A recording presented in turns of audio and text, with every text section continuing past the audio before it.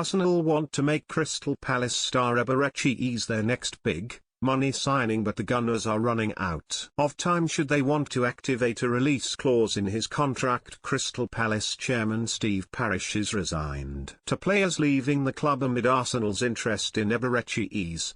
The Gunners are eyeing the England man as their latest big money addition of the summer. Eze has a £68 million release clause written into his contract with the Eagles, albeit that is set to expire on August 15, meaning Arsenal only have a limited amount of time left should they want to make a move. Once that expires, Palace could negotiate an even higher price. But it appears that Chairman Parish has given Arsenal encouragement ahead of a potential move, claiming that players leaving the club is just a natural process. Speaking after the Eagles' Community Shield win versus Liverpool, he said, "Players come and go in football clubs, you know, I mean, it's a life cycle, isn't it? Hopefully they're still here. That's what he'd like, but we'll see." Amid Arsenal's interest in Eze, Gunners icon Ray Parlour has backed the winger to become the North London side's final signing of the summer.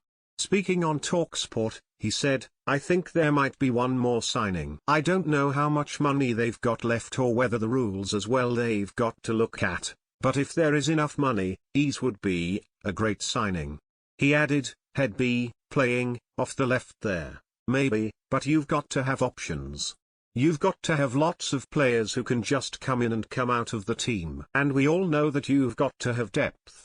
A lot of depth if you're playing Champions League football, the FA Cup, so many games.